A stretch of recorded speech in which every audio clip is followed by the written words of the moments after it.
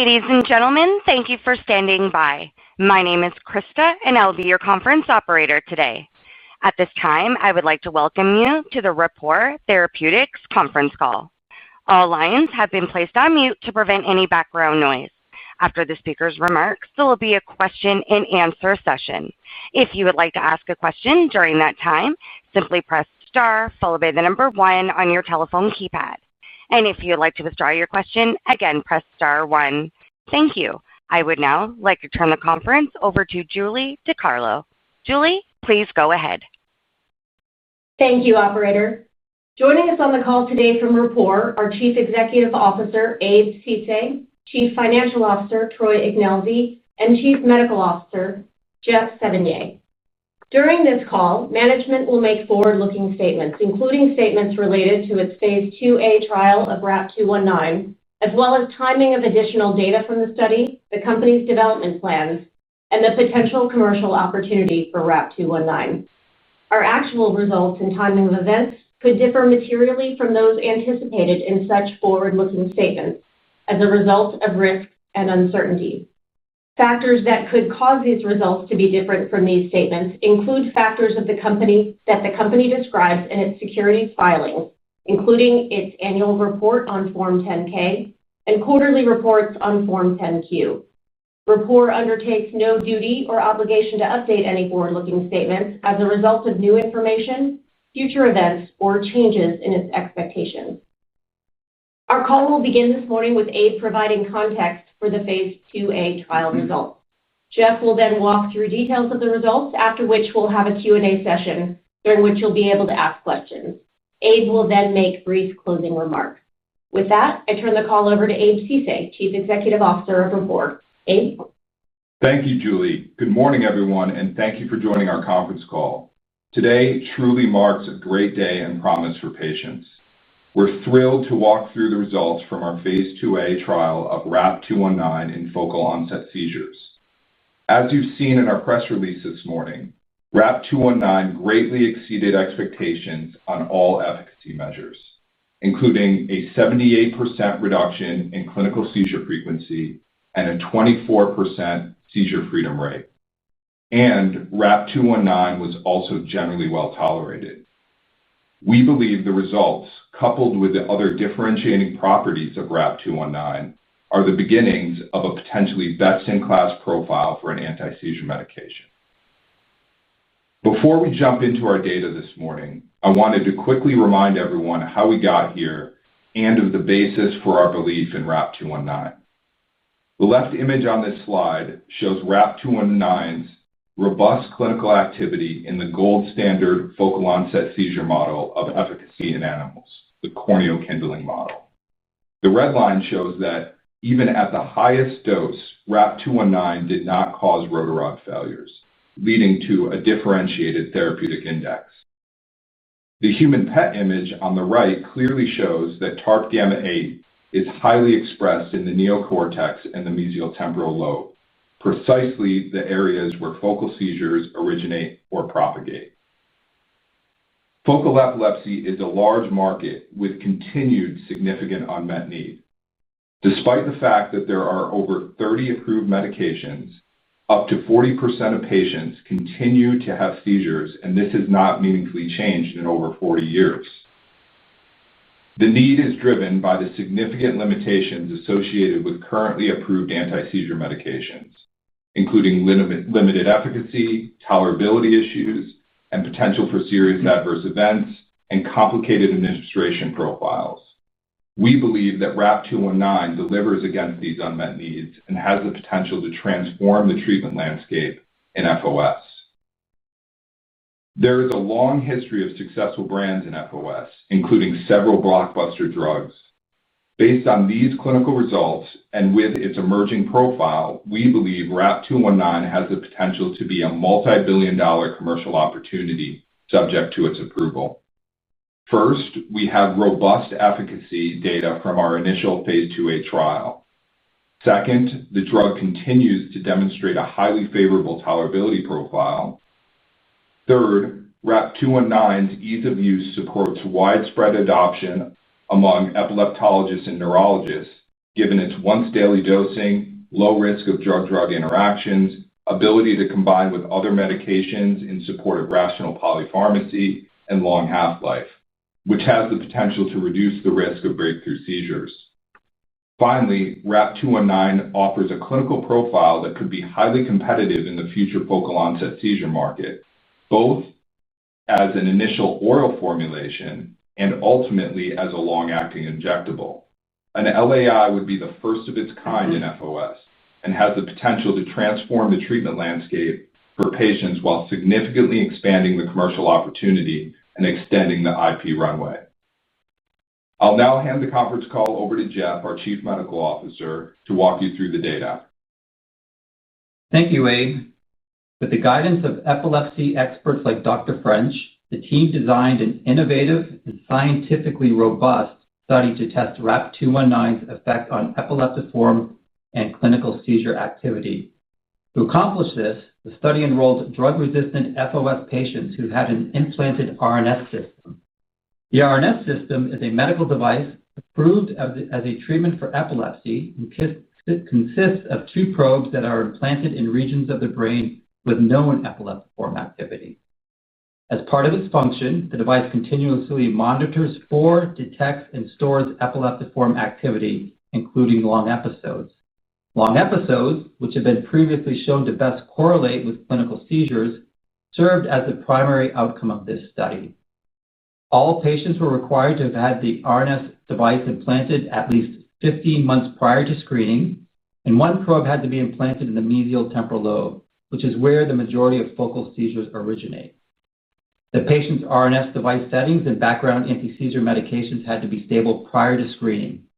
Patients needed to show evidence of epileptiform and clinical seizure activity, specifically 16 or more long episodes and at least one clinical seizure during the 8-week retrospective review period. Patients meeting these criteria enrolled into a 4-week prospective baseline period and then entered an 8-week open-label treatment period, receiving 0.75 milligrams of RAP-219 for 5 days, followed by 1.25 milligrams for the remainder of the treatment period. This dose level achieves a receptor occupancy of approximately 85%, exceeding the target receptor occupancy of 50 to 70% established in the corneal kindling model of epilepsy. Following the 8-week treatment period, patients entered an 8-week follow-up period. There were two primary endpoints, each based on the long episode outcome, one being the proportion of patients with 30% or greater reduction in long episodes, and the other being the median percent change in long episodes compared with baseline. Changes in clinical seizures from the prospective baseline was a key secondary outcome, which was similarly analyzed as the proportion of patients with 50% or greater reduction from baseline, as well as the median percent change from baseline. 38 patients were screened, 7 screens failed, and 1 experienced an AE and was lost to follow-up during the prospective baseline period. Thus, 30 patients entered the 8-week treatment period and were dosed with RAP-219. There were 4 discontinuations during the treatment period, 3 attributed to TEAEs. Ultimately, 26 patients completed the treatment period. We pre-specified 3 analyses populations. The first being the safety population, comprised of all 30 patients receiving at least 1 dose of RAP-219. The next being the MITT population, comprised of the safety population minus 2 patients who received less than 3 weeks of RAP-219 and 1 patient whose RNS settings were inadvertently changed during the treatment period. The sample size of this population was 27, and it was used for the primary endpoint analysis on long episodes. And the last being the MITT-CS population, comprised of the MITT population minus 2 patients who did not have any clinical seizures during the 4-week prospective baseline period. The sample size of this population was 25, and it was used for the key secondary analyses on clinical seizures.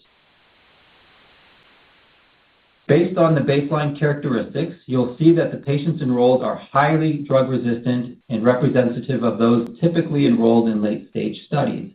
On average, these patients had epilepsy for more than 20 years and had an RNS device for 4.6 years. 5 patients had one of their RNS probes outside of the mesial temporal lobe. The patients were on a median of 3 other anti-seizure medications, and in fact, 70% were on 3 or 4 anti-seizure medications in addition to the RNS device. The most commonly used anti-seizure medications were lamotrigine, levetiracetam, and cenobamate. As we move to the efficacy analyses, I remind you that the long episode analyses are based on the MITT population, and the clinical seizure analyses are based on the MITT-CS population.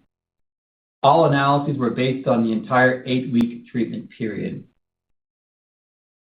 First, I'm delighted to report that the study met both primary endpoints with high statistical significance.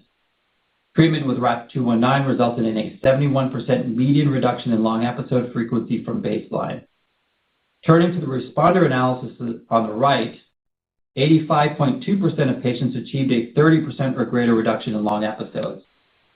As a reminder, a 30% reduction in long episodes was selected as our responder threshold because it is associated with a clinically meaningful, that is 50% or greater, reduction in clinical seizures.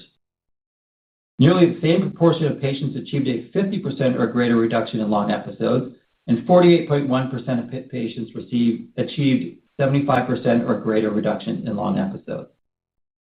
These efficacy data, combined with a greater than 90% concordance between long episodes and electrographic seizures, demonstrate that RAP-219 is having a deep and robust effect on electrographic seizure frequency. I'm even more excited to share the clinical seizure results shown here. Treatment with RAP-219 resulted in a 77.8 median reduction in clinical seizure frequency compared with the prospective baseline.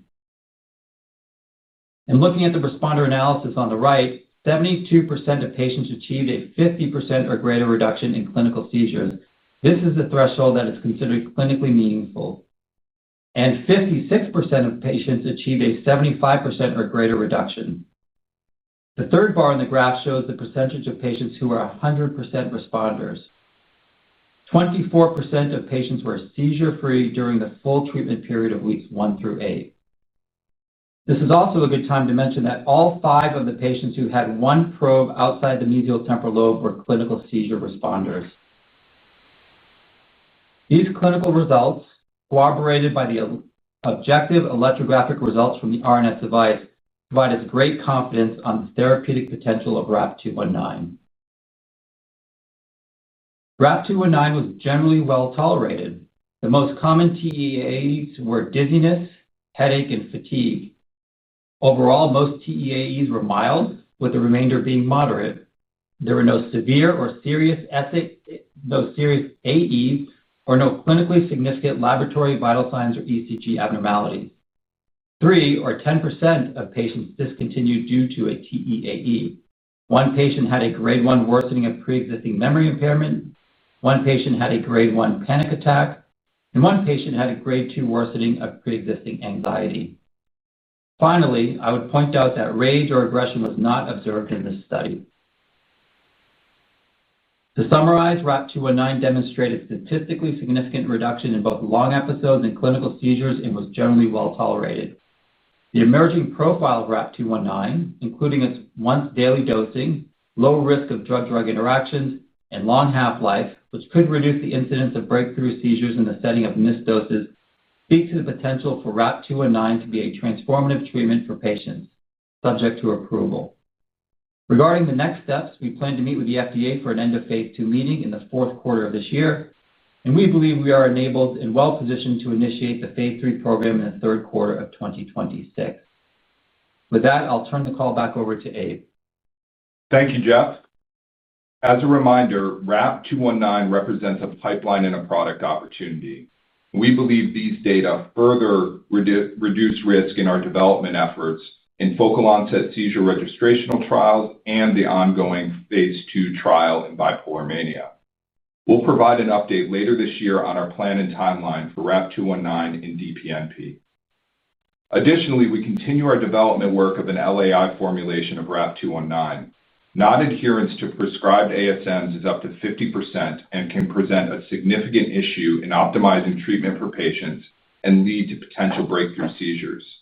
We believe an LAI formulation has the potential to improve patient adherence and, based on feedback from the community, to expand the potential clinical utility across all of RAP-219's indications.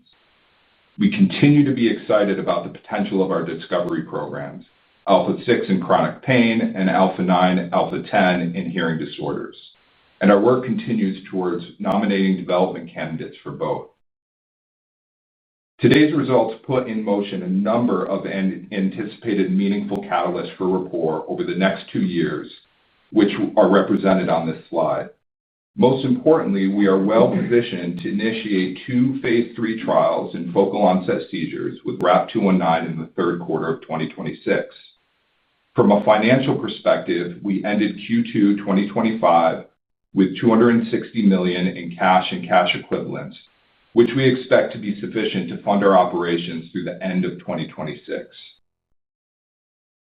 A blockbuster ASM has to deliver robust efficacy, competitive tolerability, and be easy to administer, driving broad utilization by both epileptologists and neurologists.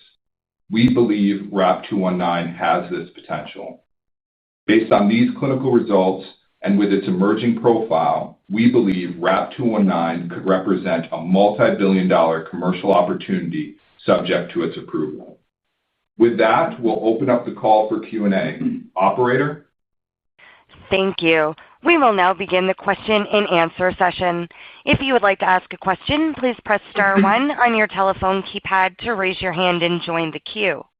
And if you would like to withdraw your question, simply press star 1 again. We ask that you do limit yourself to 1 question and 1 follow-up. Your first question comes from Salveen Richter with Goldman Sachs. Please go ahead. Good morning. Congratulations on the data. How are you thinking about translatability to a phase 3 study, particularly in the context of the baseline characteristics and seizure freedom rate, and as you think of the placebo factors that play into that? Sure. Thank you, Salveen, so much for your question. So I'll just tee this up, and then I'll let Jeff share some more details.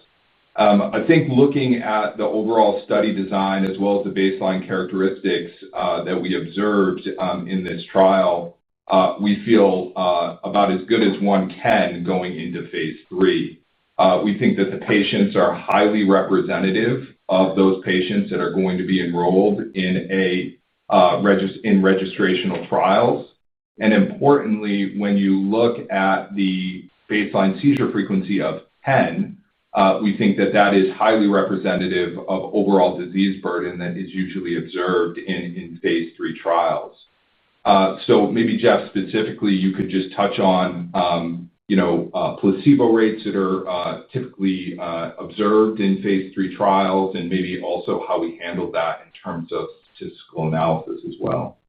Yeah, sure. So there's a long history of phase 3 studies in epilepsy, and there's a well-established placebo rate that's observed in phase 3. So that rate's approximately 20%. That includes more recent phase 2 and phase 3 studies.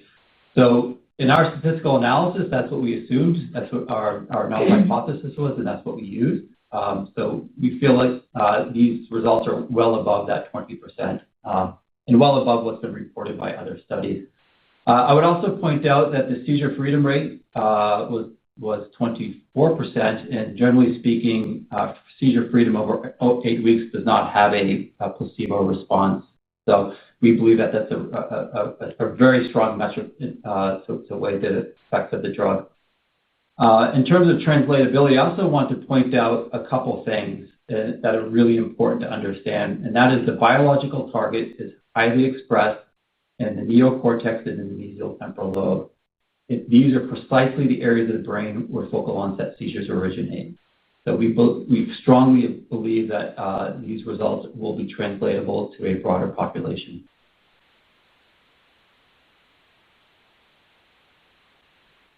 Thank you. Your next question comes from the line of Andrew Tsai with Jefferies. Please go ahead. Hey, good morning. Congrats on the very strong data set as well. My first question is around the overall profile of 219, I think a differentiating feature in ASMs in general is the ability to have rapid efficacy. So did you see rapid action within the first couple of weeks? And can you confirm if efficacy does trend better over time, such that the week 8 efficacy data point is the strongest across the entire 8-week study? And is it fair to assume we can see the kinetics later at AES this year? Thank you. Jeff? Yeah, thank you. Thank you for that question. The primary analysis was done over the course of weeks 1 through 8. We have also looked at weeks 1 through 4 versus 5 through 8. And I can tell you that the results are generally the same when you compare across those 2 time points. We haven't performed any formal statistical analysis on the kinetics of onset, but looking at the long episodes, at least visually, it is clear that the onset is within days of taking the drug for the first time. In terms of presentation, we plan to present these data at AES this year. There probably will not be much more than what's presented here. There's quite a bit of statistical analysis that are still ongoing, but we, of course, will plan to present additional data in 2026. Thanks. And in the safety AE tables, can you provide any color around the 10% rate of falls, and if you expect that rate to be the same or consistent in the next pivotal phase 3 studies? That would be helpful. Thanks. Yeah. What I can say is the falls were not related to things like dizziness, ataxia, balance disorder, or gait disorder. 2 of them occurred in the setting of seizures, and 1 was related to tripping on the patient's dog.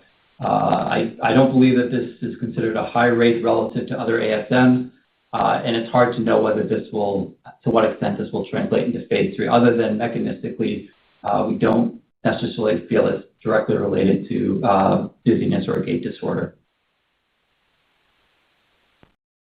Thanks. Congrats again.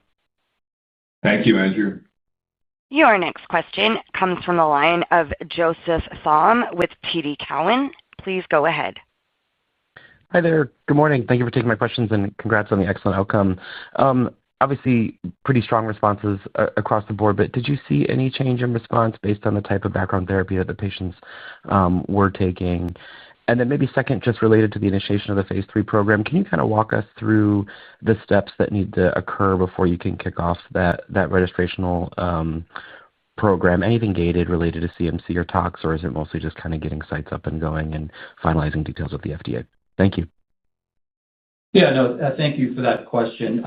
We have not formally analyzed the effects vis-a-vis background ASMs, but I can tell you, in looking at the data, there does not appear to be any modification based on one's background ASM usage. That is, the effect is a robust, independent of the number of and what types of background ASMs were being used.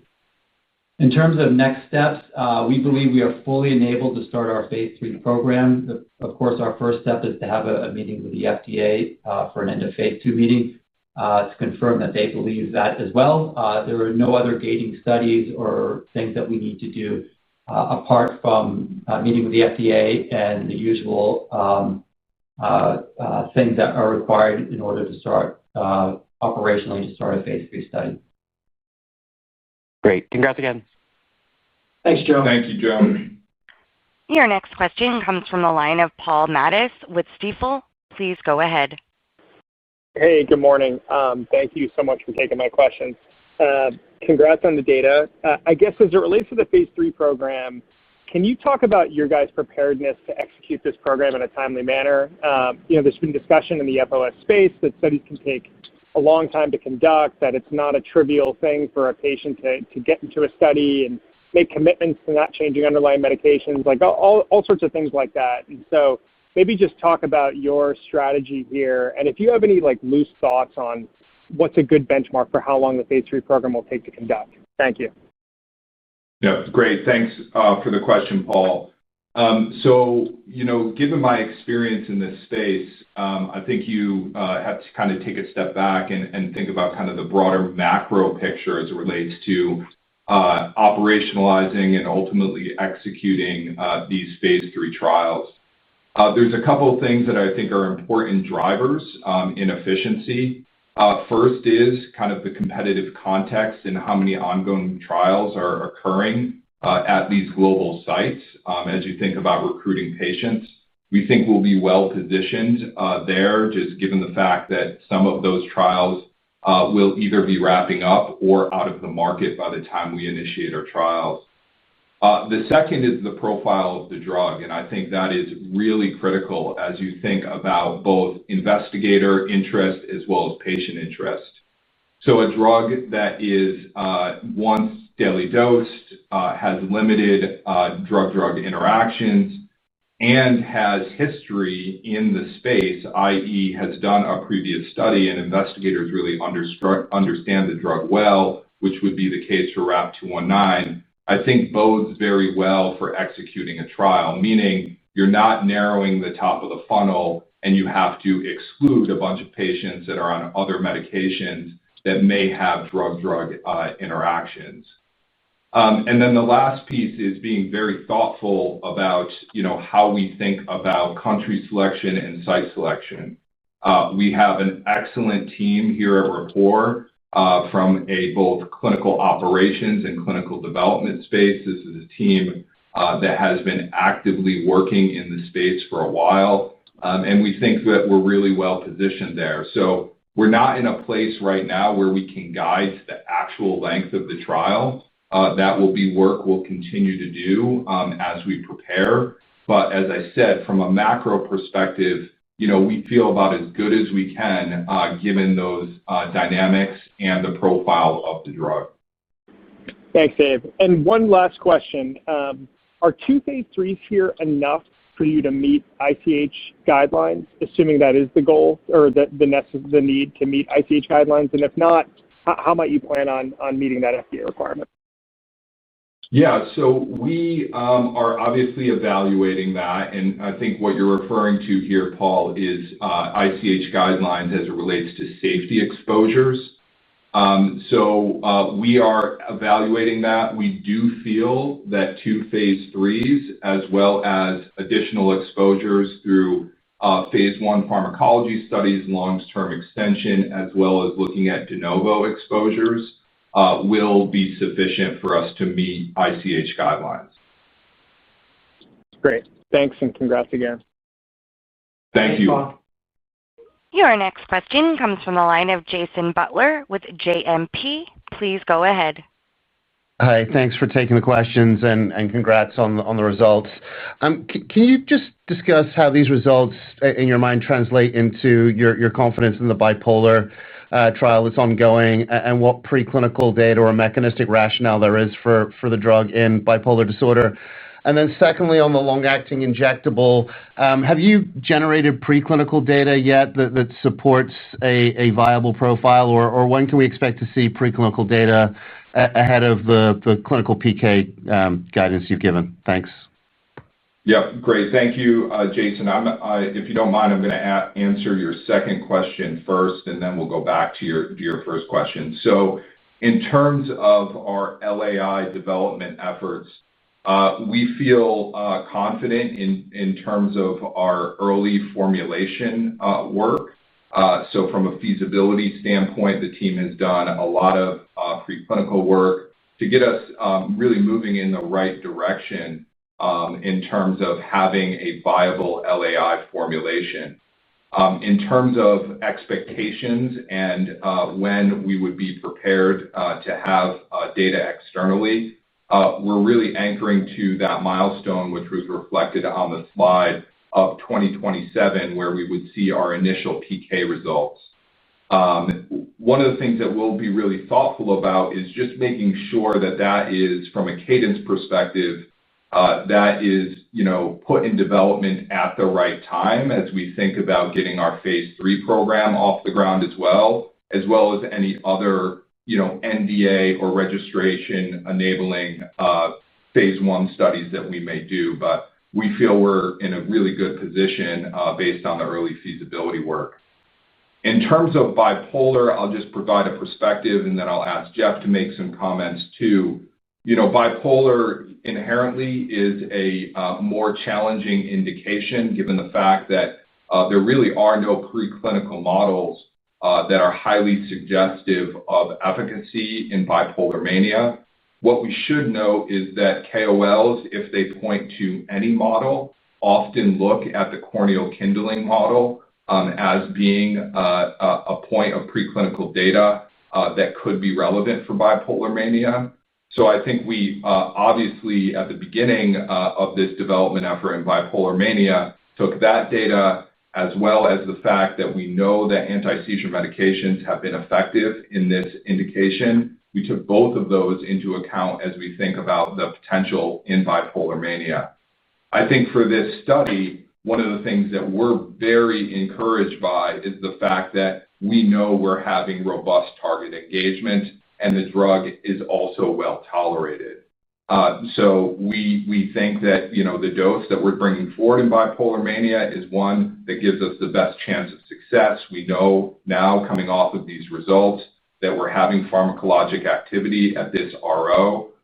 So we're feeling pretty confident about continuing to execute that study and looking forward to data at the beginning of 2027 as well.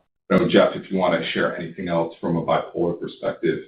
Yeah, it's important just to underscore we've done the demonstration of target engagement, of target pharmacology, and the basis of the thesis is the understanding that the glutamatergic system is contributing to acute bipolar mania, and this drug through this mechanism attenuates the glutamatergic pathway. And then finally, I would say the area of the brain that is most affected or thought to be most affected in bipolar mania is in fact the mesial temporal lobe, amygdala, and hippocampal regions, exactly the areas where this RAP-219 targets. Great. Thanks for taking the questions and congrats again. Thanks, Jason. Thanks, Jason. Your next question comes from the line of Justin Walsh with JonesTrading. Please go ahead. Hi, thanks for taking the question. Given the emerging profile we're seeing here, do you see RAP-219 combining more favorably with some ASMs versus others? Yeah, I think Jeff addressed that. Right now, what we're seeing is no distinction in terms of efficacy with any background anti-seizure medication mix, which we think is highly favorable as you think about, ultimately what the community and the market is looking for. They're looking to be able to add on a novel MOA within rational polypharmacy, really to drive additional efficacy. That, coupled with the fact that we believe there's low to no risk of drug-drug interactions, I think puts us in a very favorable position. Great. Thanks for taking the question. Your next question comes from the line of Li Chen with H.C. Wainwright. Please go ahead. Hi, everyone. This is Li Chen for Dr. Tao. Thanks for taking our questions and congratulations. Maybe one for me is, can you please talk about the level of the physician feedback and how they anticipate use of 219 in the clinic if approved? And maybe the second question is, what's your thought on exploring additional dosing regimens in phase 3 so that you have more comprehensive dosing information for physicians to choose from? Thank you very much. Yep, thank you for the question. So in terms of physician feedback, maybe I can talk about both physician feedback prior to these results and then, some of the anecdotal feedback we've got based on these results. So prior to the results, I think there was, great belief in 219. It's a novel MOA. It's a drug, again, that has a profile in terms of its administration, once daily dosing, long half-life, no DDIs or low potential for DDIs. That was very appealing. And I think the feedback that we received, both through our market research as well as conversations within the community, is that this would be a drug that would have a high potential to be added on in the refractory setting, but also as they thought about getting comfortable with the drug, being able to move up the treatment algorithm. I think based on these results, that profile has only grown in terms of its positive reception, and all of those criteria that I walked through have remained consistent. I think what these results show and what we've heard is really potential for a best-in-class opportunity, and that's the feedback that we have heard. The ability to deliver efficacy at this degree and maintain that safety profile, I think, has the community really encouraged. So what we see is really a multi-billion-dollar type of opportunity here. If you were to look at what drugs really cross that threshold in terms of true blockbusters, they're drugs that are able to be utilized both by the epileptologist and neurologist. And to do that, you need a profile that the general neurologist feels very comfortable using and adding without a lot of concern or consideration for drug-drug interaction, dosing other drugs, adjusting the dose of other drugs, as well as the potential for a serious adverse event. And we feel like the data that we've produced, plus what we know about this drug, really fits that profile. So that's where we really see this drug stacking up, is a drug that really can achieve that broad utilization both across general neurologists and epileptologists. In terms of dosing, we feel that we have a dose as we think about moving it forward into phase 3 studies. And Jeff said we're fully enabled, but I'll let Jeff share a little bit more as how we will kind of evaluate dosing strategy going into phase 3. Yeah. As Abe says, we have a dose. I think that's been established by this study. We also have a great understanding of receptor occupancy. This dose that we used far exceeded the target. So there may be some latitude to have more than one dose. I don't want to get into phase 3 specifics. It's a bit premature, but we have put together, I think, what will be a great protocol. And once we review it with the FDA and get feedback, we can share further information. Great. Well, that was our last question. So I really want to thank everybody for joining the call, and I'll just make some closing comments here. RAP-219 was designed to maximize efficacy while reducing typical CNS adverse events. Today's results bear witness to that design and offer hope to a range of underserved patient populations who could be helped by this new class of drugs. We would like to sincerely thank all the patients and investigators involved in our ongoing studies. Without their contributions, these results would not be possible. We would also like to thank NeuroPace and our CRO partners for their close collaboration through this study.